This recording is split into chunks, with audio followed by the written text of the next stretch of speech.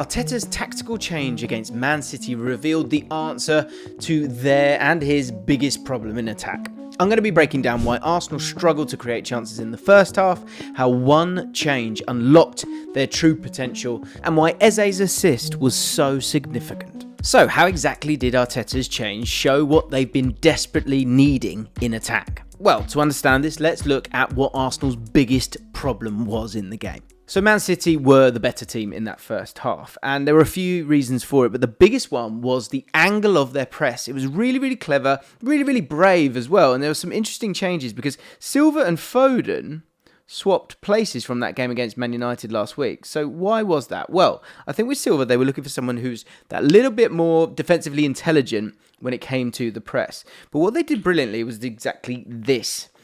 So what they were trying to do was they were trying to keep Arsenal over to one side of the pitch, and the angles that they used were really interesting and brave as well, because they were looking to sort of like sneak in front of players. And I've got Zubimendi with an arrow here because there were moments when Zubimendi, instead of being in that single pivot sitting there, of course he was alongside Rice for a lot of this game, he was actually trying to step forward, and Rodri was happy to kind of go in front of him because they were looking to try and keep the ball down this right-hand side throughout the game. Arsenal struggled to build up into central areas at times because of that angle of Man City's press, and it was made possible by Rodri in particular stepping higher to join in with the press, forcing Arsenal to play into wide areas in their build-up. So in this instance, it caused Merino to dally on the ball, and City then win the ball back high up the pitch, leading to City being able to quickly generate a chance for Reinders, which you probably should have done better with. But it wasn't just down that right-hand side, it was on both sides.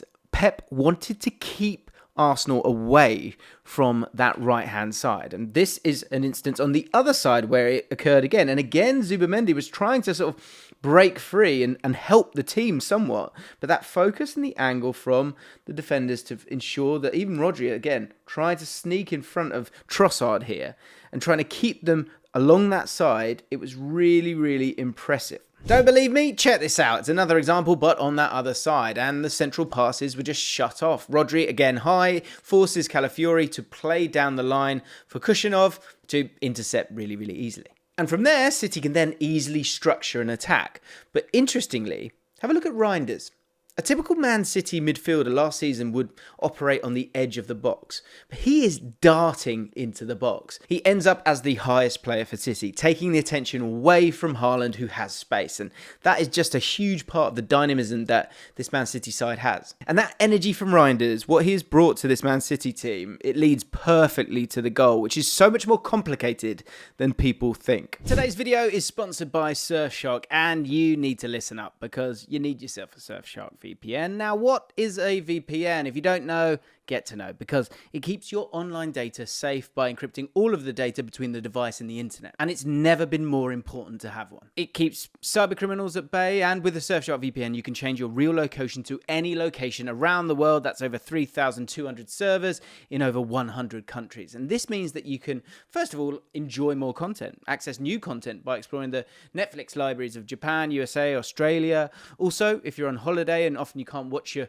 favorite sporting event, just change your IP address and you can get back to the UK and watch what you want. But with a lot of changes on the internet, certain websites are now places where you have to give personal information, and you may not want to do that. So a VPN will help with that. Masking your IP address is essential in becoming private online. A VPN ensures your city, country, download history aren't linked to your identity. And Surfshark's Clean Web feature blocks ads, phishing attempts, tracking, and malware, allowing you to surf the web safely. And the final thing that sets Surfshark apart is that you can use Surfshark's VPN on unlimited devices. So if you currently don't have a VPN, it just makes sense to have one to watch what you want to wherever you are safely. Go to surfshark.com/Allcott. That's 4 months extra on your VPN using the code Allcott, ALLCOTT. Surfshark offers a 30-day money-back guarantee, so there's no risk at all. So why not give Surfshark a go? Links in the description. Let's get into it. And first of all, I'm going to start on the final frame here, where I just wanted to highlight these three guys. Doku, Reinders, and Haaland now. As much as Haaland has been absolutely electric, he's on fire right now, but Reinders and Doku are just as electric. they've got as much wattage, in my opinion. Also, the goal is somewhat unfortunate from them. So let's go back to the start, because some people deserve credit, and I don't think they've got it yet. The first person I want to give credit, and I want you to keep an eye on Reinders, because he's crucial in all of this.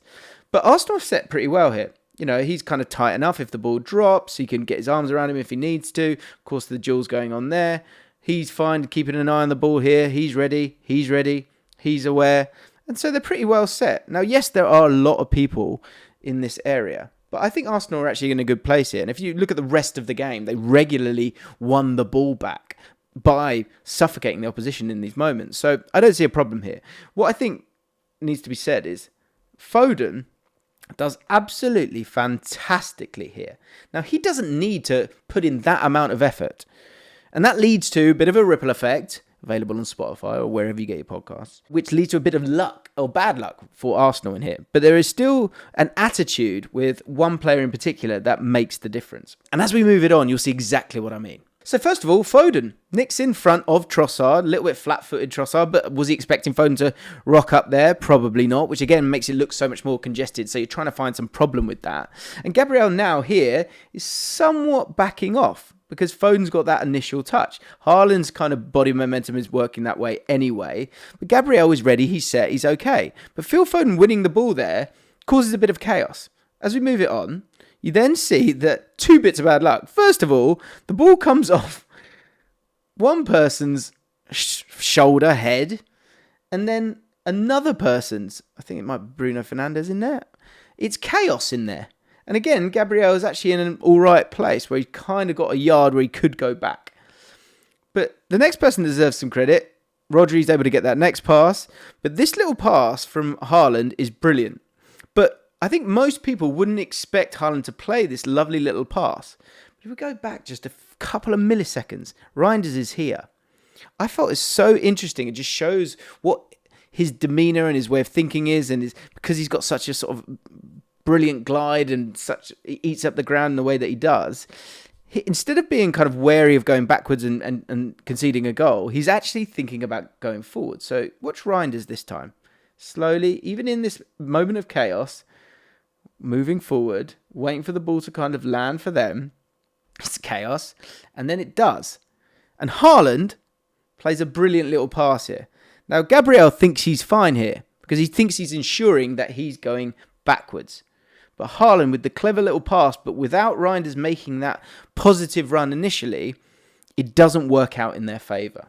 What is absolutely incredible is this.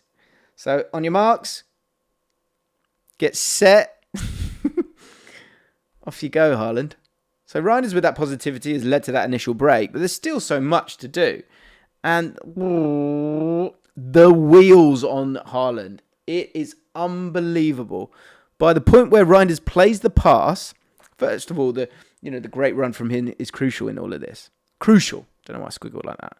But do you blame Gabriel? Like, poor Gabriel. Like, Haaland is just an absolute machine. But that utter focus on Haaland doesn't come to be if Reinders isn't as brilliant as he is, and Doku can't get up there as well, which you would expect from him. But Reinders deserves credit in it, Phil Foden deserves credit for it, and Gabriel's a touch unlucky in my opinion. And the finish, sublime. But the other weird thing about City right now is the amount that they are willing to opt to play long. And that's because of Doku's positioning in relation to Haaland as well. Doku moving inside to be close to Haaland, offering up 2v2 opportunities. And Doku, in this instance, then gets the ball and is able to drive it up the pitch whilst the rest of the Man City players work their way into the box. And by this point, they've pinned Arsenal in. And they've got two players in zone 14. And on another day, Rodri buries this. So what was the turning point? Well, I think it might have been this pass here. These are the passes received by Mikel Merino in the first half. And as you can see, he wasn't very effective, especially in the build-up phase because of everything we've spoken about. So this is that pass. And City are again trying to force Arsenal into wide areas with the angle of their pressing. But Arsenal, on this occasion, just that little bit braver this time, and they punch it through the middle to Merino, who then plays it on to Rice, leading to huge spaces for Rice to attack. With Man City players committed, he's able to drive forward. Madueke staying high and wide, also an easy outball for him. Now, the play gets slowed down in the final third from there, and now Arsenal have their own turn to flood the City box from quick ball progression. But I have to give you a caveat with all of this, because first of all, Merino, he's not in the position you kind of want him to be in. He's dropped really deep, and he's very fortunate. Declan Rice is world class at what he does, and there are very few people that could attack that space like he can. But what about this? What if you didn't need Declan Rice to make these massive runs? What if you just simply had someone who could stand here and receive the ball? Yeah. And so the genius change was made. Eze central, or kind of actually over on that right-hand side a lot of the time. You guys know I've spoken about this a lot, but give Eze the keys, because he is willing to get into those boxes, but he makes the players around him better. This is a great example of it. So look, you can see here, look, I've got put Man City now back to a 5-4-1, which they went to. Yep, they went to it. And what we saw was that now Arsenal could play with this box. We had Eze who could come and help out at times, or he could go over into these areas, or he could drift over to the other areas as well. Actually, he found Calafiori could come and cheat into these areas as well. And there was just a lot more. He facilitated Gyökeres being able to just work the channels, take that away from him a touch. And Gyökeres, have you bully moments. It's tough for him at the moment, I think, especially in a game like this. And some big games in this initial run that they've had. Saka on that final line, huge for him. Trossard, who kind of wants to cut inside anyway. Calafiori then can make those runs, but have that lane available to him because Eze's over on that side. And Saka can stay that little bit higher because in terms of progressing the ball, you can play it through into him. But the big thing, as I've spoken about before, is about getting in these areas here and getting through that initial press, which is something they really, really struggled in the first half. And you can see it here, the difference between Merino in the first half and Eze in that second half. And even, those build-up moments here, being able to come and get the ball early in those areas. He had a big impact in the game, and you cannot leave him out of these games anymore. I get he's new, but it just affects the game in such a great way for this team and gives them all that they need to go and attack instead of being afraid. And he has a hand in the goal. Of course he does. The assist is huge, but there's more at play when it comes to the goal. But for Eze, he starts well here by winning the ball, setting up a counter-attack, allowing Gyökeres to break. And then Arsenal now building with a box. Rice dropping deep parallel to Zubimendi. Trossard moving inside to match Eze laterally at times, increasing central passing lanes.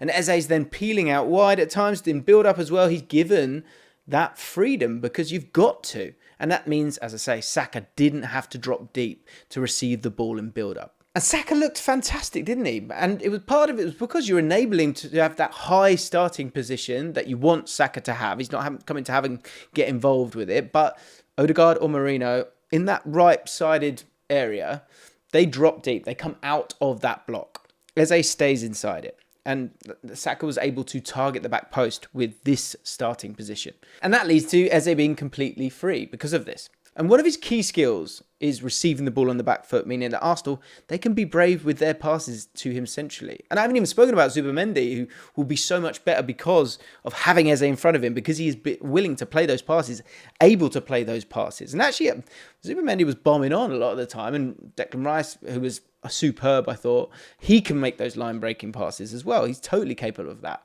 Arsenal were able to create a triangle in that right-hand side. Eze, Saka and Timber. So you're not losing anything that you've had in the past. Timber makes an overlapping run here into the Man City box and wins a corner from it. On this occasion, Eze does drop deep to get on the ball. But differently to Odegaard, he isn't looking to play safe or sideways. He has his head up and he's looking one way. Forwards. Only forwards. If you know, you know. And the rest is history, or so you would think. But I think Martinelli deserves an extra little bit of credit here, as does Martinelli, for allowing Martinelli to drift over to that right-hand side and utilise a different skill set from what we kind of know him for on the left-hand side, bombing down the line. Again, there's just a bit more centrality to Arsenal and Arteta here. They're looking to get forward, they're looking to get in behind. And what I want to highlight here is this. He's off his feet here. And this little feint absolutely sends Ake. Ake thinks, oh, he's peeling out wide like Martinelli always does. And because of the rotations that we've seen, which I think is a big, big thing for Arteta now, and a lot of those top managers, players like Calafiori, they're happy to rotate. That might even be Saka, actually, I think, on that left-hand side. But that little jump up to the left is a really clever bit of movement, and it leads to the goal. Because Ake then follows him a little bit. And you can see here from his body position, he's leaning that little bit. And that little hop gives him that yard to make that diagonal run. But crucially, Eze has to be willing to play the ball forward. He has to have his head up. And he does. He plays the pass, it's brilliant. But that yard comes from that moment, that little hop this way to go that way. And Ake doesn't know, are we playing offside? Am I going with him? It's too late. And by this point, just to go back one a sec, you see Stones on the right, Gvardiol on the left. These two end up crisscrossing. And so you've got him in trouble now. But it's a great diagonal run. That's the whole point here. And so from one hop, Ake out of the game, Stones out of the game, Gvardiol struggling. He's still got lots to do, and the finish is absolutely sublime. A great first touch, and then just an utterly brilliant lob. But none of it happens if Eze's not looking up, if Arteta doesn't make the change and give him that freedom, and if Martinelli doesn't do that little hop.